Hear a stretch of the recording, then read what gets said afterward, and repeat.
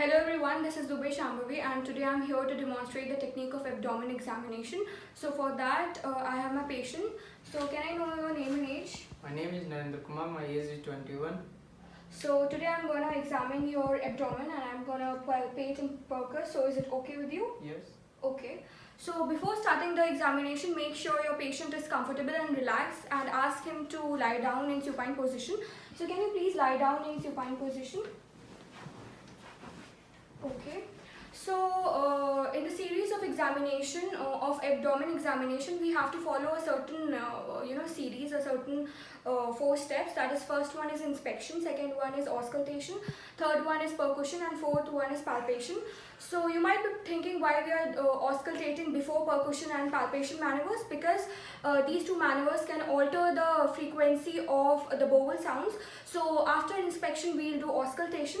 So now we'll start with the first one, which is inspection. So yeah. So now can you please expose your abdomen? Okay, 1 minute. Okay, fine. So the first thing which I am going to do is inspection, as I already said. So basically we'll see for any visible abnormality or visible, a deformity over here. We'll see for the the contour or the symmetry of the abdomen, as well as we'll see the pulsations, the movements. We'll see the color, skin, or see for any scars or dilatation or ecchymosis, and also see aortic pulsations. And we'll also observe the umbilicus and its pulsations. So the next step which I'm going to do is auscultation, which is basically to detect the bowel motility. So basically I'll auscultate with the help of my stethoscope onto all the 4 quadrants of the abdomen. And wait. So here is the right upper quadrant. Then the right lower quadrant. Then the left upper quadrant. Then the left lower quadrant.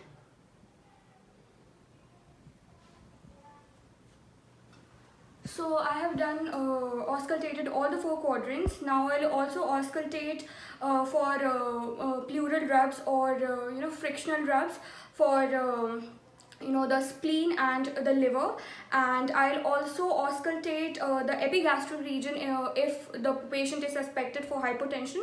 So here I start. So this is for the liver.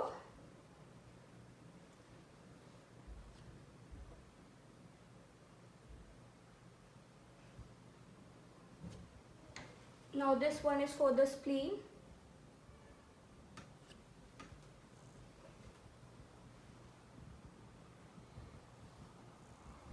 Now I'm going to auscultate the aortic area or the epigastric area.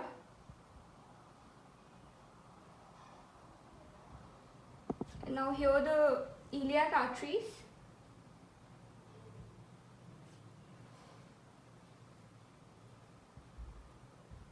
And here the femoral artery.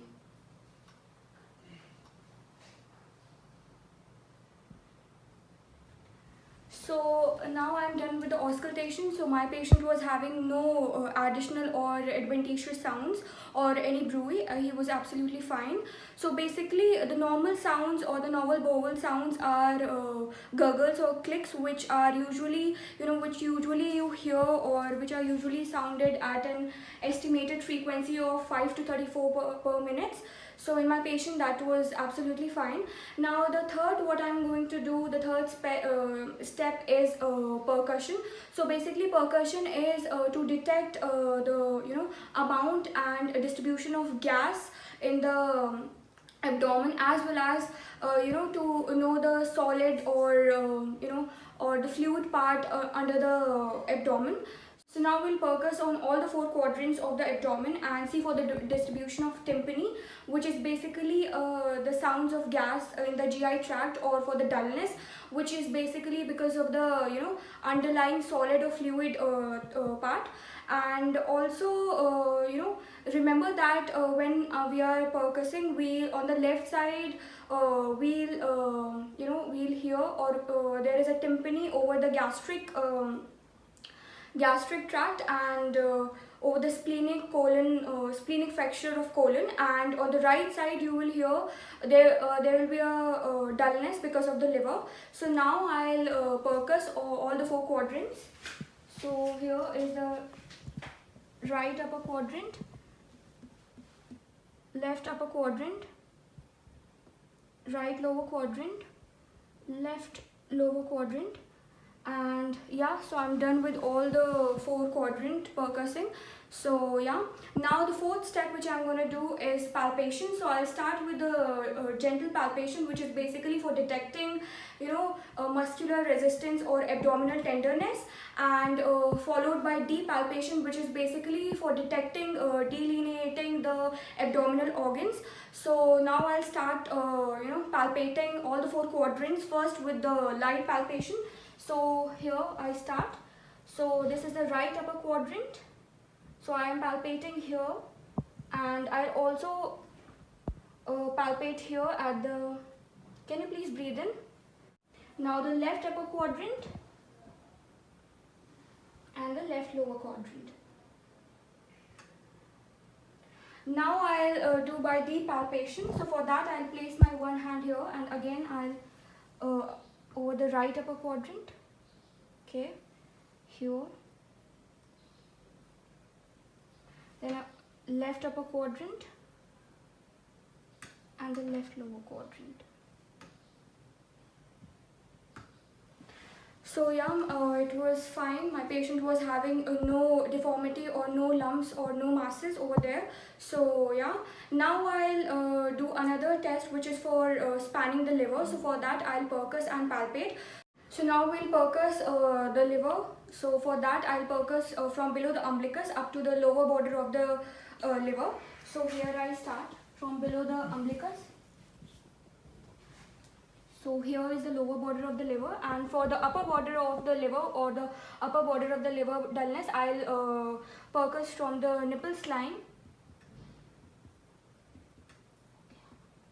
So yeah, so basically the liver span. Now we'll measure the difference between the both the dullness of the upper border and the lower border. So basically it is 6 to 12 centimeter at the mid-clavicular line, and 3 to 6 centimeter at the mid-sternal line, and it is usually greater in male as compared to females. Now I'll palpate the liver. So for that I'll place my left hand at behind the lower thorax at about 11th and 12th rib, and I'll raise it, and now with the help of my right hand I'll palpate at the lower border of the liver. And can you please breathe in? And now as my patients breathe in, I'll try to feel the lower border of the liver, as when he breathes in, it just moves down and try to meet my fingertips. Can you please breathe in again? Okay. So yeah. Now another way which we can palpate liver is by hooking technique. So for that I'll use the fingers of my both hands, and I'll place in and up towards the costal margin, and I'll press it. And can you please breathe in? So breathe out also. So yeah, I can feel it. So I'm done with the liver examination. Now the next which I'm going to do is for spleen. So basically for spleen, I'll percuss firstly at the lower chest, lower anterior chest at about 6th rib at the point of cardiac dullness, and towards the anterior axillary line, and also towards the costal margins. So here, so from here somewhat I'll percuss. to the anterior axillary margin. So yeah, I have percussed for spleen. So basically, if there is splenomegaly or spleen is enlarged, then the spleen will, it will move anteriorly downwards and medially. So just keep that in mind. Now the another thing is, what I'm gonna do is I'm gonna palpate the spleen. So for that, I'll place my left hand over here and I'll palpate for spleen. So I'll palpate if there is any spleen enlargement or any swelling or inflammation of spleen. So yeah, it's fine in my patient. So the next, what I'm going to assess is kidney. So basically, kidneys are retroperitoneal in position and they are usually not easily palpable. So, but I'll percuss and palpate. So firstly, I'll place my left hand at about 12th rib and right hand over the right upper quadrant and try to palpate and capture the kidney. Can you please breathe in? Okay, breathe out. So yeah, and for percussion, I'll ask my patient to just sit up and I'll do it in a posteriorly over the costovertebral angle. So for that, I'll place my fist or the ulnar surface of the fist over here and try to figure out the kidney. So yeah. Now I've completed with the kidney assessment. Now the next what I'm going to do is for some special signs. So basically I'll firstly start by the McBurney's point. So basically this McBurney's point is about 2 inches above the ASIS, which is anterior superior iliac spine, which is somewhat here. This is ASIS and there is an imaginary line on to till the umbilicus. So we'll see here for any local tenderness or assessing the appendicitis. So I'll palpate here gently. So do you feel any pain or something? No. So yeah, so he's fine. Now the next what I'm going to do is for rousing sign. So basically this is a sign for detecting referred rebound tenderness. So for that I'll palpate my patient's left lower quadrant and I'll quickly just remove my hand and I'll ask him if you feel pain over the right side. So now I'm going to palpate over the left lower quadrant and quickly just remove my hand. Do you feel over the right? No. So basically my patient don't feel pain over the right side while I was palpating at the left lower quadrant. So he's absolutely fine. So this test is negative for him. Another test is Murphy's sign, which is basically for acute cholecystitis or for the inflammation in the gallbladder.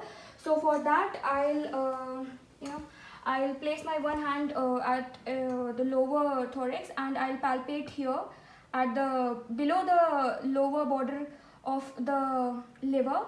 And do you feel any pain while I'm palpating? No.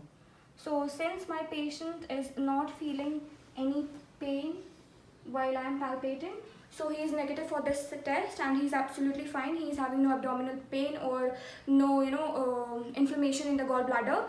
So now the next test which I'm going to do is for assessing again ascites. So for that what I'm going to do, I'll first see the border of tympani and dullness and I'll percuss it and yeah, so I'll start. So here I'll percussing the border between the tympani and the dullness. Can you please move left side a bit? Yeah, again I'll percuss. So yeah, since my patient is not having ascites, so basically if a patient is having ascites, the fluid will move towards the dependent side. That is, the dullness will be towards the dependent side and the tympani will move towards the top. And if since my patient is not having ascites, so the border between the tympani and the dullness is relatively constant. Now the next test again for the ascites I'm going to do is fluid wave. So for that I'll ask my patient to place his one hand at the midline, a little like this, and with my one hand I'm going to flank on one side, and then I'll feel for the transmission of impulse through the other hand. So I'll place like this and I'll tap here. Okay, then again for this side. So yeah, since my patient was already negative for the ascites, so for this test also I cannot feel any transmission impulse. So yeah, now another test which I'm going to do is for Swartz test, which is again for appendicitis. So for that I'll ask my patient, what I'll do, I'll place my right hand over my patient's right knee and ask him to raise his leg a little bit against my hand's resistance. Raise your leg. Please straight your leg and raise a little bit more. Are you feeling any pain while raising? No?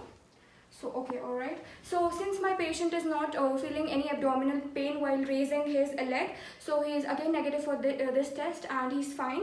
Now another test for assessing appendicitis is obturator test. So for that I'm gonna just flex my patient's leg and I'm gonna rotate it internally to rotate the this obturator muscle. So can you please okay, are you feeling any pain? No. So yeah, again you can do it down. So since my patient is not feeling any pain while doing this rotating his legs internally, contracting the obturator muscle, so he's not feeling any pain. So again he's negative for this test. So yeah, I've completed with all my abdomen examination and all the special signs. So now we'll document it down. My patient was absolutely fine. His abdomen, it was not at all protruded or of a scaphoid shape. The contour was normal symmetry. He was having no enlargement of any of the organs, whether spleen or liver, that is splenomegaly, or hepatomegaly. He was having no abdominal pains, no signs of pancreatitis or cholecystitis, the same thing, and yeah, he was absolutely fine. So thank you.